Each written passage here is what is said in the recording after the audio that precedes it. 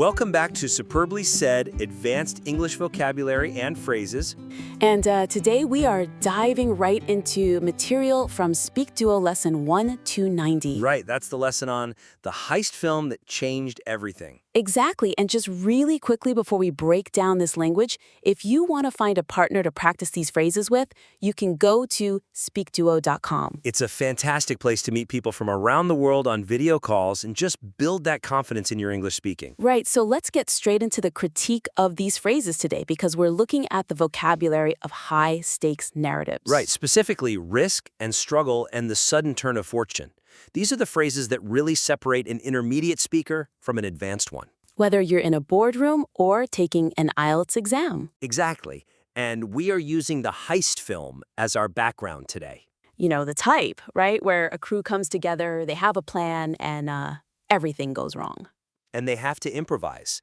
It really is the perfect metaphor for business and just life in general. It really is. So let's start where every heist movie starts, which is the planning phase. You have a team, and usually the leader has a pretty crazy idea. This brings us to our first phrase, which is buck conventions. Buck conventions. It sounds very punchy, but I have to ask immediately, how is this different from just breaking the rules? That's a great question. Because in my mind, if I break the rules at work, I get fired. So if I buck conventions, am I safe? That is the critical distinction right there. You have to think of rules as the written laws. The red lines you cannot cross. Right? Like speed limits or stealing money or hitting a colleague. Conventions, on the other hand, are just the agreed-upon ways of doing things. Okay, so they're social expectations. Exactly. Or genre tropes or industry standards. So wearing a suit to a bank is a convention. Right. If you show up in shorts and a t-shirt, you aren't breaking a law. The police won't arrest you for that. But you are bucking conventions. Yes, you were doing something that goes against the grain of what is expected. Okay, so in a heist movie, the convention might be, blowing up the vault door. So bucking conventions would be Tunneling from the sewer. or talking your way in, right? Exactly. In a professional context, think about a manager who decides to scrap the weekly hour-long meeting that everyone hates. Oh, we all know that meeting. Right, and they replace it with just a 5-minute standing update. That is definitely bucking conventions. And it implies innovation, too. If you say she likes to buck conventions, it's usually a compliment about their creativity. It means they aren't sheep, they think for themselves. Right, so if I'm in an IELTS speaking test and the examiner asks me to describe an artist or director I admire, I shouldn't just say they were unique. No, that's way too simple. You would say they were never afraid to buck conventions. While everyone else was following the traditional path, they carved out their own route. It shows a much higher command of nuance. It really does. So you've decided to buck conventions with your plan, and now you have to pitch it to the team. Which feels risky. Very risky. And that brings us to our second phrase, to go out on a limb. Go out on a limb. This is actually one of my favorites because the visual is so vivid. It involves a tree, right? It does. Imagine climbing a massive oak tree. The trunk is safe. It's solid. But the fruit, or the best view, is way out on the thin branches. Exactly. The further you go out, the further you are from safety. So going out on a limb means supporting an idea or taking a position where you have no support structure underneath you. I hear people say, stick your neck out a lot. Is that the same thing? They're cousins, but they aren't twins. Sticking your neck out implies vulnerability to attack. Like a turtle stretching its neck out? Right. If I stick my neck out for you, I'm risking getting my head chopped off by the boss. It's really about danger. And going out on a limb? That's more about isolation. You are out there alone. If the branch breaks, you fall, and nobody is there to catch you. It's about taking a guess or making a prediction that might just be completely wrong. So if I'm in a meeting with a skeptical boss and I say, I'm going to go out on a limb and say, our current strategy is failing. Perfect. You don't have absolute proof yet. You don't have the data to back it up. You are out on that thin branch alone. And if you're right, you look like a genius. But if you're wrong, the branch snaps. It feels much more precarious than just saying, I'm taking a guess. It carries a lot more weight. It signals to your listener that I know I might be wrong, but I'm saying this anyway. It's a great phrase for softening a controversial opinion. Absolutely. Okay, so the heist crew has bucked conventions with the plan, and the leader has gone out on a limb to guarantee it will work. Now they are in the bank. And inevitably, the alarm goes off and the police surround the building. This is where the narrative shifts from adventure straight to survival. Which brings us to the struggle section of our vocabulary critique. The first phrase here is essential for anyone going through hard times. Weather the storm. Weather the storm.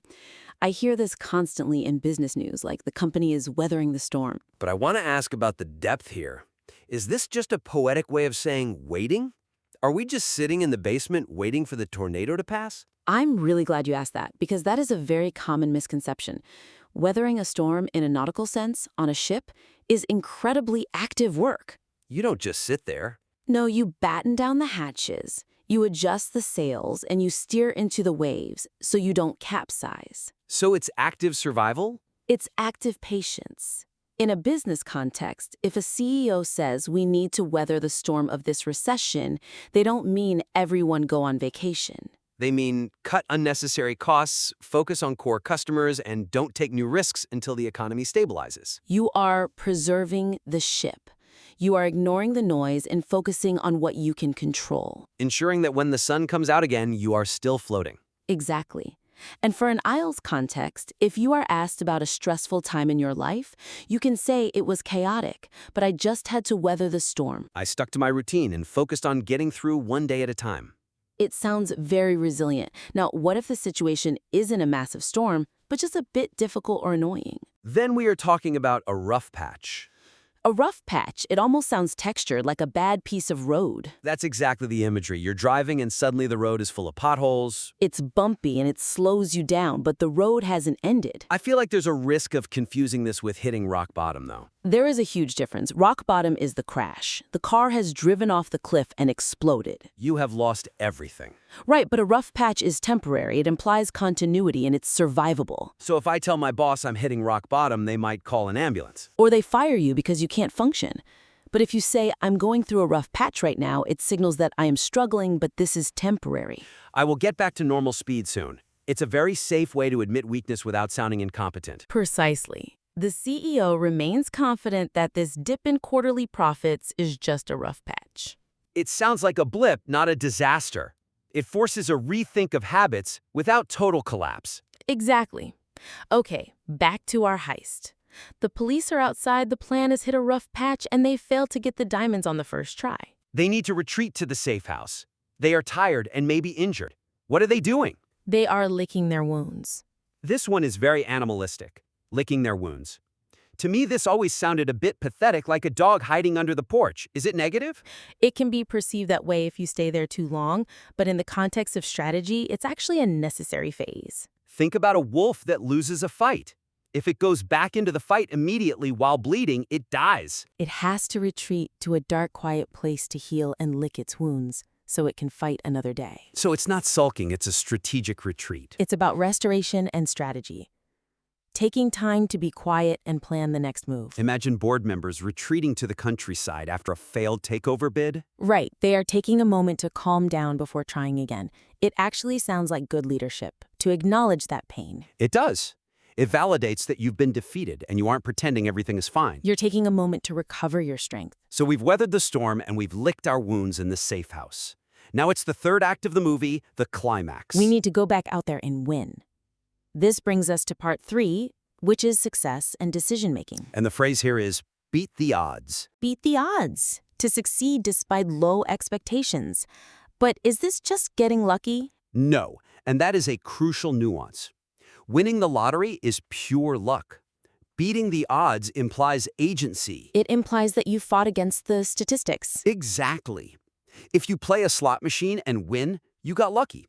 But if you are counting cards at a blackjack table to win a bad hand, you are beating the odds. You are staying calm in a stressful situation and using skill to overcome a statistical disadvantage. Like a startup with no funding and no training, capturing market share against corporate giants. They didn't get lucky, they beat the odds. Right. In an IELTS answer, if you talk about passing a difficult exam when you had very little time to study, don't say, I got lucky. Say, I managed to beat the odds. It really highlights your effort and your agency. Now, before you can beat the odds, there is usually a moment of choice, a career crossroads. A career crossroads. This is that dramatic moment where the protagonist has to decide, do I take the money and run or do I stay and fight? Why crossroads and not just a dilemma? A dilemma is usually a problem, but a crossroads specifically implies a life-altering choice of direction. When you stand at a crossroads, you can go left or right, and you can never come back to the same spot. It marks a distinct chapter change in your life story. Like an employee realizing they have reached the ceiling in their current role and must choose between stability or a risky pivot. They are at a career crossroads. Speaking of life stories, let's look at the narrative arcs. We have the comeback story and the redemption arc. These seem very similar. Are they interchangeable? They are close, but a comeback story is primarily about performance and success, while a redemption arc is about morals and character. Okay, break that down for me. Think of a novelist having a bestseller after a decade of failed ventures. That is a comeback story. They returned to glory. They didn't do anything bad, they just stopped winning for a while. Correct. Now imagine an executive repairing their reputation after a massive scandal by proving change through their actions, not just promises. That is a redemption arc. They are rebuilding trust step by step. Beautifully put. Redemption is about regaining respect. A comeback is about regaining the trophy. And in the Heist movie, the old thief coming out of retirement to pay for a surgery. That's a redemption arc. He's trying to do good to make up for a life of doing bad. We have covered a massive amount of ground in this critique today. We really have. But listening is passive and learning is active. So let's see if we can beat the odds and get a perfect score on the quiz. I love the quiz segment. Listeners, here is how it works. We will give you a sentence with a missing phrase. And we'll give you 3 options, option A, Option B, and option C. We will repeat the key phrases so you can really hear them. And feel free to pause the critique here if you need to think about the answer. Let's jump in. Question 1. Despite the studio's pressure for a typical Hollywood ending, the director decided to blank, leaving the protagonist's fate ambiguous. Is it option A, buck conventions, option B, weather the storm, or option C, go out on a limb? I'll say that first one again, buck conventions. Remember, the director is doing something different from the expected Hollywood norm. The answer is option A, buck conventions. Question 2. After a decade of obscurity and failed ventures, the novelist's latest bestseller is being hailed as the ultimate blank. Is it option A, career crossroads? Option B, redemption arc? Or option C, comeback story? Think about returning to success after failure or obscurity. That's a comeback story. Right, so the answer is option C, comeback story. Question 3. With no formal training and limited funding, the startup managed to blank and capture a significant market share. Is it option A, beat the odds? Option B, weather the storm? Or option C, buck conventions? They are succeeding despite difficult conditions and low expectations, so that is beat the odds. The answer is option A, beat the odds. Question 4. The company is currently going through blank, but the CEO remains confident that the quarterly profits will soon stabilize. Is it option A, a career crossroads? Option B, a rough patch? Or option C, a redemption arc? This is about a temporary difficult time, a rough patch. Exactly. The answer is option B, a rough patch. Question 5. After the aggressive takeover bid failed, the board members retreated to the countryside to blank and plan their next move. Is it option A, weather the storm? Option B, go out on a limb? Or option C, lick their wounds? They are retreating to recover after a defeat. They need to lick their wounds. The answer is option C, lick their wounds. Question 6. Having reached the ceiling in her current role, Sarah found herself at blank. She had to choose between stability or a risky pivot. Is it option A, a career crossroads? Option B, a redemption arc? Or option C, a comeback story? This is a moment of choosing a completely new direction, a career crossroads. The answer is option A, a career crossroads. Question 7. The industry is facing unprecedented layoffs, but the firm's diverse portfolio should help them blank until the economy recovers. Is it option A, lick their wounds? Option B, weather the storm? Or option C, beat the odds? They are enduring a difficult situation until it passes, so they are going to weather the storm. The answer is option B, weather the storm. And finally, question 8.